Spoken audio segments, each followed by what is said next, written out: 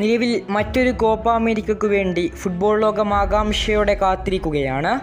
ഇത്തവണത്തെ Copa America അമേരിക്കയിൽ വെച്ചാണ് നടക്കുന്നത്. ഫുട്ബോൾ ലോകം ഒന്നടക്കം ഉറ്റുനോക്കുന്ന കോപ്പ അമേരിക്കയിൽ ഇത്തവണ കോൺമബോളിൻ്റെയും കോൺകാഫിൻ്റെയും ടീമുകൾ മത്സരിക്കുന്നുണ്ട്. നിലവിലെ ചാമ്പ്യന്മാരായ അർജന്റീനക്കും ബ്രസീലിനും പിന്നെ വമ്പന്മാരായ ഉറുഗ്വേക്കുമാണ് സാധ്യതകൾ കൂടുതൽ കൽപ്പിക്കപ്പെടുന്നത്.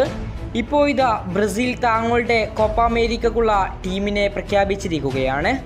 പരിശീലകനായി ചുമതലയേറ്റ ഡൊറിവൽ ജൂനിയറാണ് ബ്രസീൽ ടീമിനെ പ്രഖ്യാപിച്ചത്.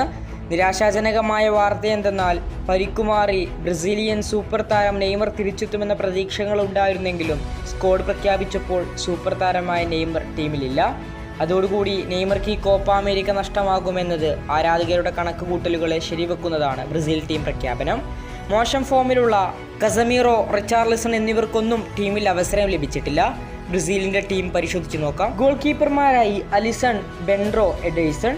പ്രതിരോധ നിരയിൽ Danilo, Yan Couto, Guilherme, Arana, Wendell, Eder Militao, Gabriel Magalhaes, മാർക്കിന്യോസ്.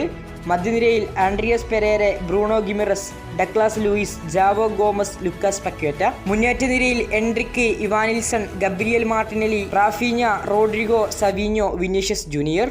ഈ താരങ്ങളെ ഉൾക്കൊള്ളിച്ചുകൊണ്ടാണ് നിലവിൽ ബ്രസീൽ ടീം പ്രഖ്യാപനം നടത്തിയത്. ഏതായാലും വലിയ പ്രതീക്ഷയുമായാണ് ബ്രസീൽ ടീം ഇത്തവണയും കോപ്പ അമേരിക്കക്ക് എത്തുന്നത്. കൂടുതൽ ഫുട്ബോൾ വാർത്തകൾക്കും വിശേഷങ്ങൾക്കും വേണ്ടി ചാനൽ ഇപ്പോൾ തന്നെ മറക്കാതെ സബ്സ്ക്രൈബ് ചെയ്യുക.